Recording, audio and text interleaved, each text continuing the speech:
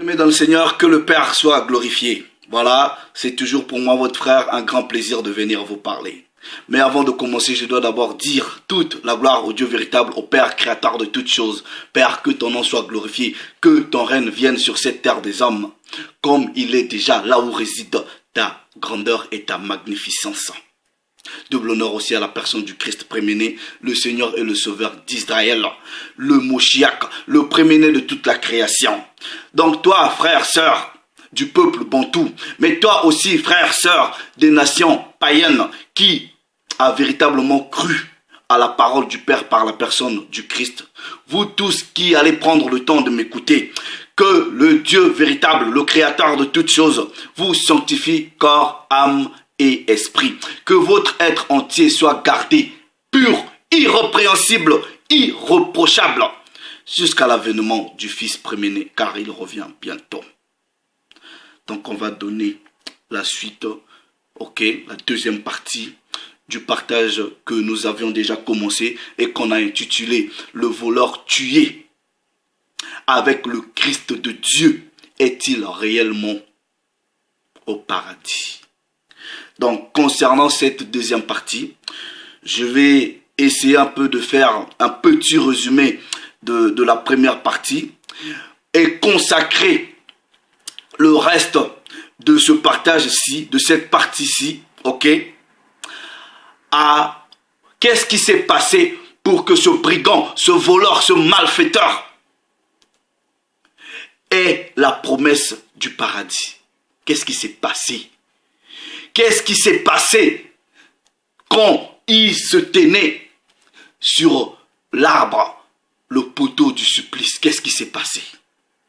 Parce que la plupart de ceux qui se sont autoproclamés, soi-disant pasteurs, évangéliques, prophètes, apôtres, général, maréchal de la parole du Père, ils ne sont pas rentrés par la petite porte.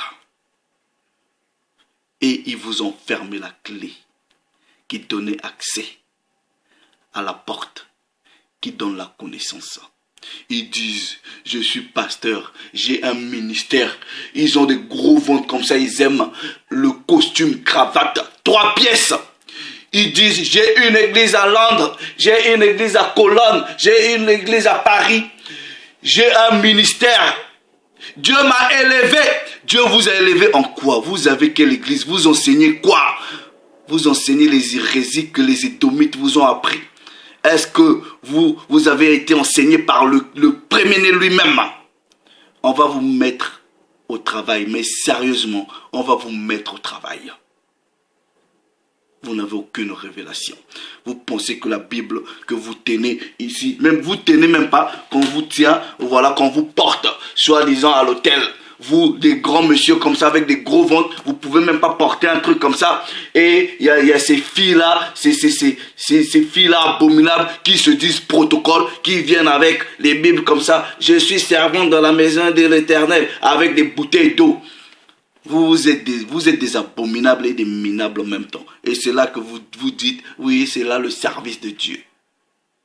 Vous avez lu la Bible comme le Bigichou. Bigichou! Vous pensez que la Bible, c'est Kokumbo, l'étudiant noir. Vous pensez que la Bible, c'est Roméo et Juliette, ou Tristan et Isée, ou Mamadou et Bineta sont devenus grands. Non. On va vous prouver à la lumière des Écritures que vous n'avez pas lu cette parole-ci, comme le prophète nous avait demandé. Dans Isaïe chapitre 28, il dit, pour que vous soyez enseignés, vous devrez aller précepte sur précepte, ligne sur ligne, un peu ici, un peu là. Donc, je vais faire un petit résumé de ce que j'ai dit hier, en vous donnant encore des bonnes traductions, et ensuite rentrer un peu dans ce mystère-là. Qu'est-ce qui s'est passé pour que cet homme-là ait la promesse du paradis par le Christ préméné? Qu'est-ce qui s'est passé? Le Christ lui a dit quoi? Il a dit quoi au Christ? Parce que vous savez qu'il est écrit dans Proverbe 19:2, le manque de connaissance n'est bon pour personne. Et le Christ lui-même, le préméné, dit Dans Jean 8, 32, vous allez connaître la vérité et la vérité fera de vous des hommes libres, des femmes libres, des affranchis. Affranchis du mensonge des Édomites, affranchis du faux christianisme actuel. Vous allez connaître la vérité.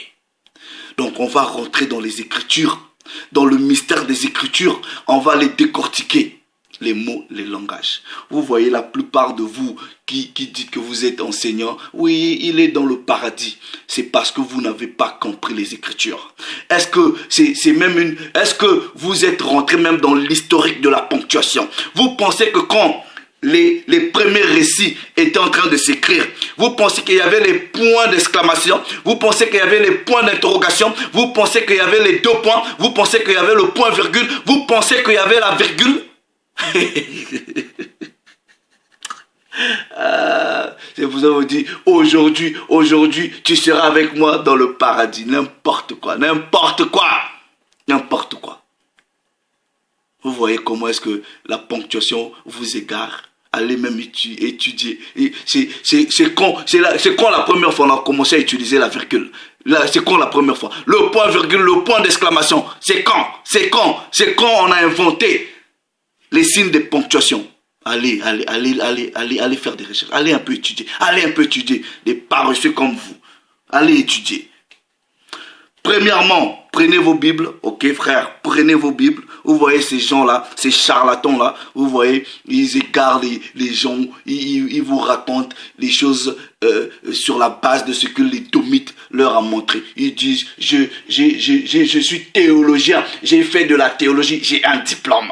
Ou depuis quand on étudie Dieu, vous pensez que Dieu c'est un diplôme, vous vous ramenez comme ça, vous dites voilà, j'ai un diplôme de théologie. C'est ça là, Dieu vous allez l'étudier avec le papier, n'importe quoi.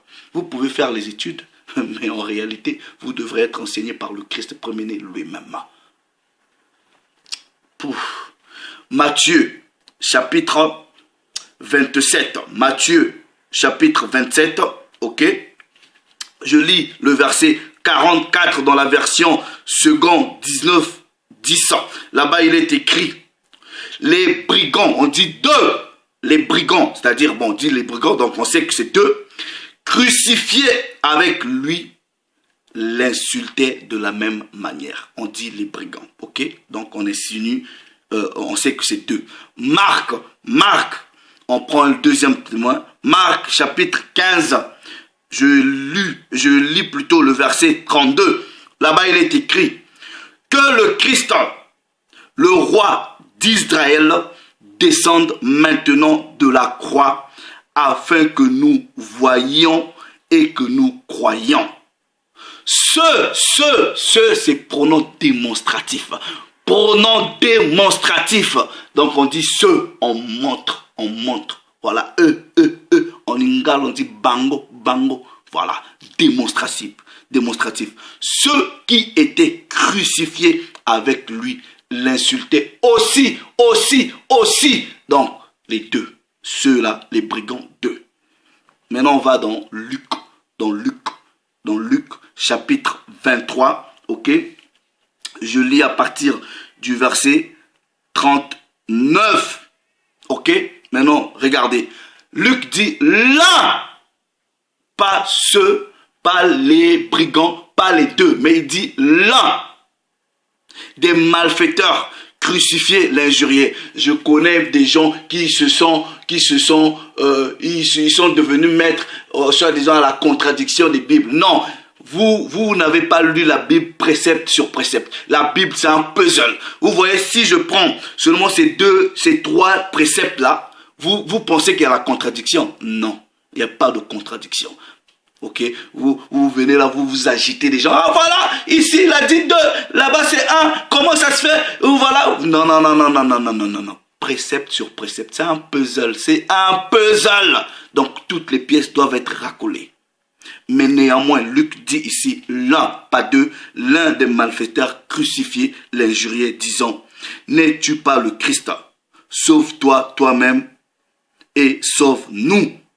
Ok, maintenant je vais au verset 43, ok, Jésus lui répondit, je dis Jésus parce que c'est écrit là, ok, je l'appelle pas comme ça. Jésus lui répondit, je te le dis en vérité. On met la virgule, ok.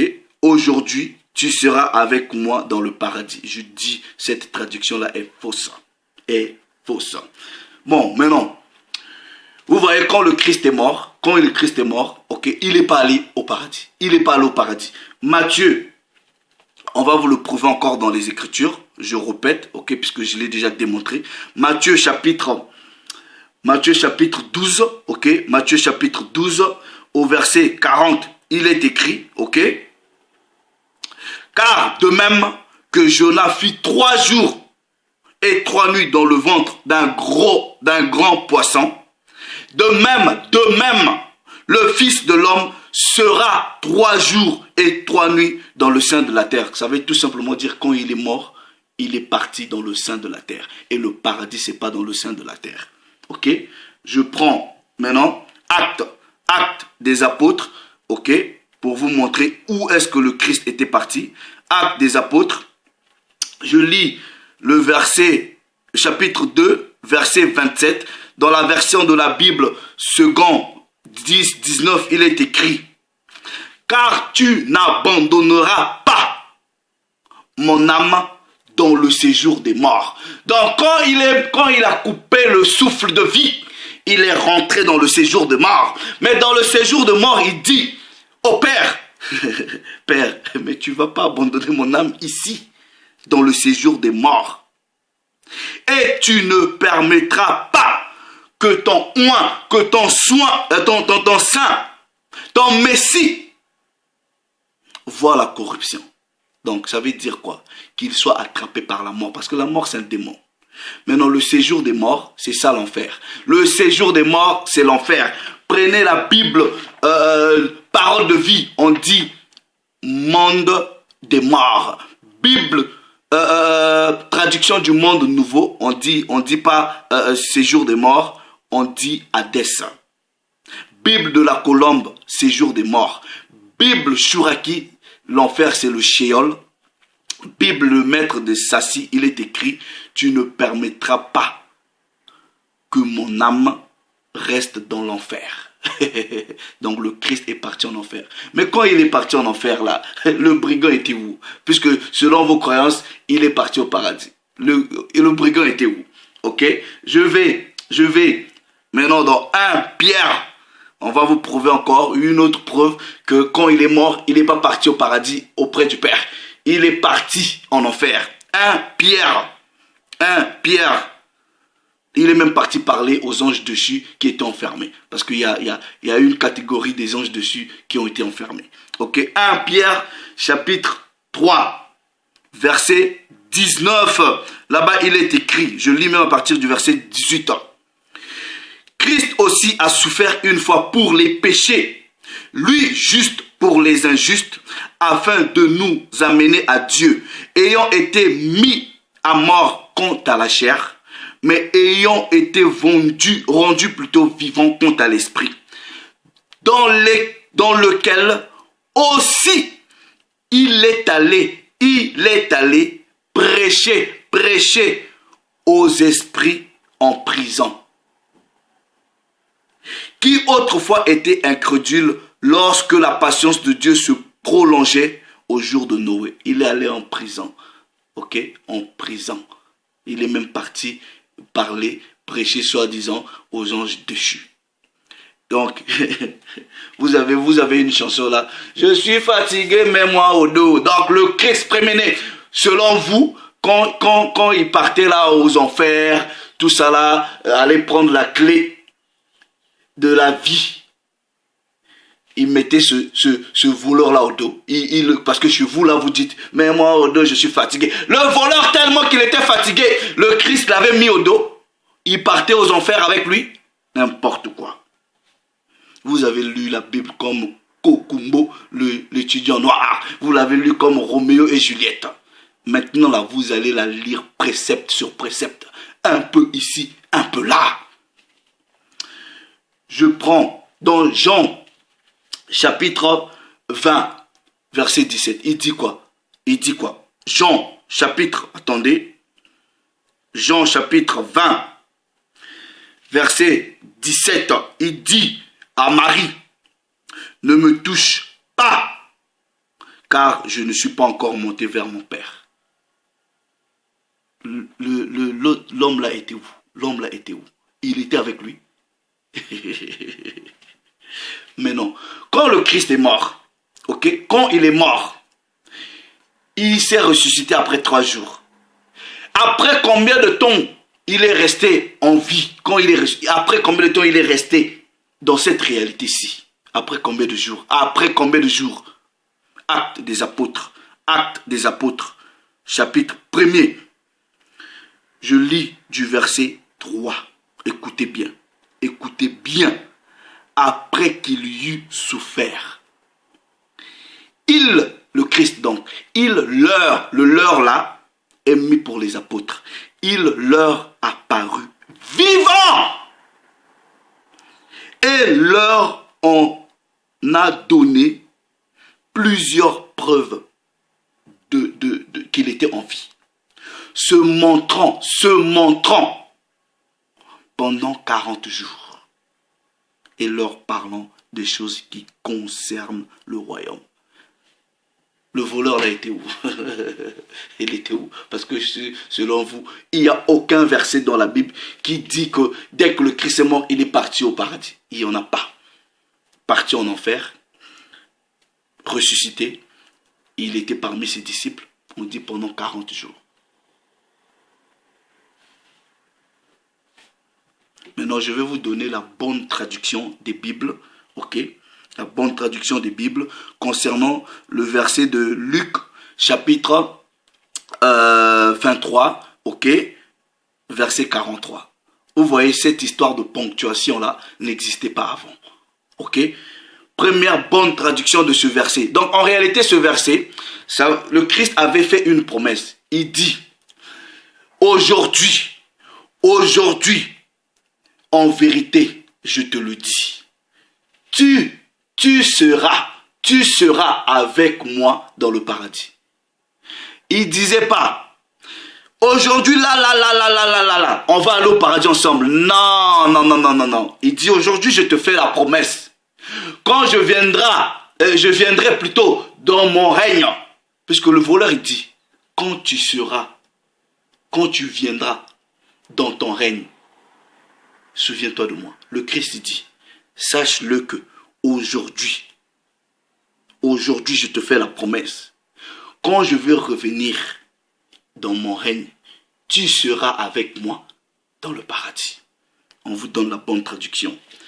Traduction du monde nouveau. Traduction du monde nouveau. Là-bas, il est écrit. Vraiment, je te le dis aujourd'hui. Vraiment, je te le dis aujourd'hui. Ils mettent 2 points. Donc, c'est différent. Tu seras. Vraiment, je te le dis aujourd'hui. Tu seras avec moi dans le paradis. Vraiment, je te le dis aujourd'hui. Tu seras avec moi dans le paradis. Bible, traduction écuménique de la Bible. Là-bas, il est écrit. Jésus lui répondit. En vérité, je te le dis. Aujourd'hui, je te le dis aujourd'hui. Virgule, tu seras avec moi dans le paradis. Il dit pas là, dès qu'on finit de nous tuer, on va aller au paradis. Non. Maintenant, quand vous prenez le récit de Jean, même Jean, vous prenez le récit de Luc, vous prenez le récit de Marc et Matthieu. Là-bas, Matthieu et Marc disent que les deux l'insultaient. Luc il dit qu'il n'y avait qu'un seul. Vous voyez, les spécialistes qui disent ouais, ça se contredit, vous n'avez pas compris. Maintenant, la question qu'on doit se poser, d'où est-ce que Luc a trouvé ce détail-là? Pourquoi les autres n'en ont pas parlé? Donc, on va aller comprendre ça, ok? Vous voyez, Luc n'était pas témoin de ces choses-là. Luc n'était pas là quand ces choses-là se passaient. Vous allez comprendre d'où Luc a tiré ces détails-là. On va dans Jean, chapitre chapitre 20, ok, verset 30. Écoutez bien, écoutez ceci. Jean, chapitre 20, verset 30. Jésus a fait encore en présence de ses disciples beaucoup d'autres miracles qui ne sont pas écrits dans ce livre. Donc Jean vous fait comprendre que Jésus a fait beaucoup de miracles qui ne sont même pas écrits ici. Il y en a beaucoup de miracles. Donc ça prouve qu'il y a des détails peut-être que Jean n'avait pas et les autres ont peut-être. Donc Jean il dit, il a fait beaucoup de miracles mais qui ne sont pas encore écrits dans ce livre. Deuxième parole de Jean. Même livre de Jean mais au chapitre 21. Ok, au chapitre 21, verset 25. Écoutez les paroles de Jean. Jésus a encore fait d'autres choses. Est-ce que vous comprenez les mots? Si on les écrivait en détail, je ne pense pas que le monde même peut contenir les livres qu'on écrirait. Est-ce que vous comprenez ces mots-là? Jean vous fait comprendre ici que le Christ de Dieu a fait beaucoup de choses. Donc il y a des détails que lui peut-être n'a pas pu trouver important de laisser, d'écrire. Il a laissé. Il dit si on se met à tout écrire, mais le monde ne peut pas contenir tout ce qu'on pouvait écrire. Maintenant, on va vous expliquer où est-ce que Luc a reçu ce récit-là de la repentance de ce monsieur. Luc, chapitre 1er. Je vous ai dit là, c'est fini la Bible comme Kokumbo, l'étudiant noir. Vous allez lire ça précepte sur précepte, ligne sur ligne, chapitre sur chapitre, un peu ici, un peu là. Parce que il y a longtemps, vous avez honoré le Père que par la bouche, mais votre cœur n'a jamais été avec lui. Regardez ce que Luc vous dit. Luc chapitre 1er, ok, versets 1 à 3. Plusieurs ayant entrepris de composer un récit des événements qui se sont accomplis parmi nous, suivant ce que nous ont transmis. Donc Luc dit que lui, il n'était pas là. Les propos lui ont été transmis. Par qui? Par ceux qui ont été des témoins oculaires. Donc il fait allusion aux gens, aux Matthieu, qui ont vu ces choses-là. Est-ce que vous comprenez? Dès le commencement, ils sont devenus les ministres de la parole. Il m'a semblé bon, après, écoutez bien, après avoir fait des recherches exactes sur toutes ces choses depuis leurs origines, de te les exposer par écrit d'une manière suivie. Excellent Théophile, afin que tu reconnaisses la certitude des enseignements que tu as reçus. En gros, Luc vous fait comprendre qu'il s'est rapproché premièrement de ceux qui étaient là, des témoins. Il s'est rapproché des gens, il s'est rapproché des apôtres. Et il leur a demandé, qu'est-ce qui s'est passé? Donc les apôtres, comme Jean l'a dit, il y avait beaucoup de choses que le Christ avait fait, mais que lui n'a pas voulu écrire. Il a donné ces détails-là à Luc. Il dit, voilà, ça s'est passé comme ça. Et Luc, maintenant, dans son écrit, il explique maintenant ce qui s'est passé là sur le poteau du supplice. On va maintenant comprendre. Ok? Vous voyez, au départ, les deux insultaient. Maintenant, Luc, ayant lu les premiers évangiles, ok, il va maintenant prendre la partie où un va changer d'avis. Mais c'était à quel moment ce monsieur-là a changé d'avis? Donc nous repartons dans Luc chapitre 23. Ok? Regardez Luc chapitre 23. Au verset 39, on dit, L'un des malfaiteurs crucifiés l'injuriait, disant, n'es-tu pas le Christ? Sauve-toi et sauve-nous.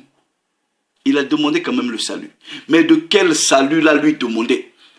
Il y a deux différentes sortes de salut. Vous allez avoir la révélation ici. Nous repartons quelques versets plus haut.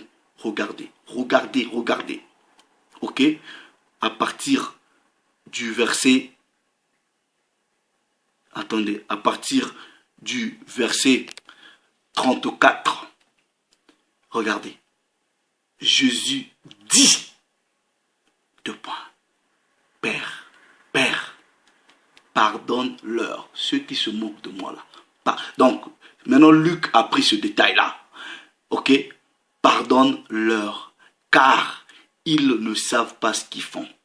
Dans le pardonne-leur là, et ceux qui faisaient des choses contre lui, qui l'insultaient, ceux qui le persécutaient, le Christ dit au Père, pardonne-leur, car ils ne savent pas ce qu'ils font. Quand il a sorti ces paroles, les deux brigands malfaiteurs ont écouté. Mais vous allez comprendre, il s'est passé quelque chose. Parce que la parole de Dieu vous dit quoi? Vous voyez, le premier voleur, tous les deux ont reçu la parole. Parce que la Bible dit que la foi vient de ce que l'on entend. Et ce que l'on entend vient d'où? De la parole du Père. C'est qui la parole du Père? C'est le Christ. Apocalypse chapitre 19, verset 13. Son nom est la parole du Père. Donc quand la parole du pardon est sortie, Père, pardonne-leur. Les deux voleurs ont reçu la même parole. Ils ont reçu la même parole. Mais vous allez comprendre qu'il y avait deux repentances différentes. Le premier dit, ok? Le premier dit, n'es-tu pas le Christ? Sauve-toi et sauve-nous. Il a demandé un salut, ok, charnel. Il a demandé un salut charnel. Maintenant le deuxième, quand il a entendu cette parole-là, quand il a entendu Père, pardonne-leur, ça l'a touché. Il s'est dit, bon, là, moi je suis un criminel. Peu importe, on va toujours me tuer. Mais ce monsieur-là, il n'a rien fait. Il est le Christ de Dieu.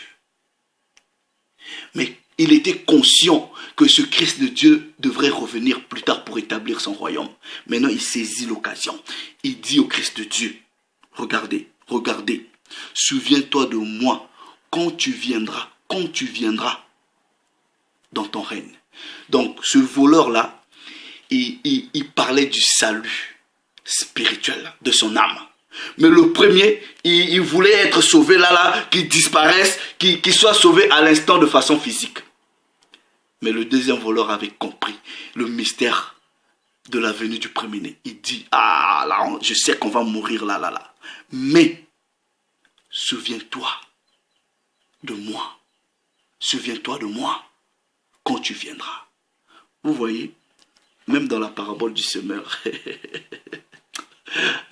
vous voyez la Bible, elle se connecte à elle-même. La parole du semeur dit, vous voyez, il y a différentes terres sur lesquelles la sémence est jetée. Ça dépend de ta perception, de comment est-ce que tu vas recevoir. Les deux voleurs ont reçu la parole, mais l'autre a préféré un salut physique. Et l'autre avait eu la révélation, il dit, non, on va mourir parce qu'on a fait du mal.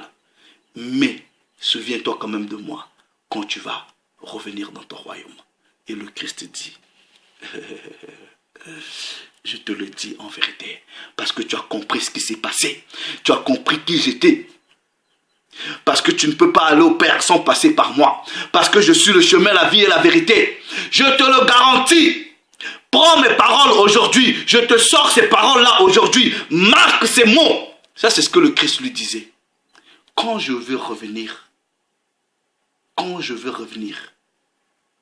faire établir mon règne, le règne du Père, tu seras avec moi.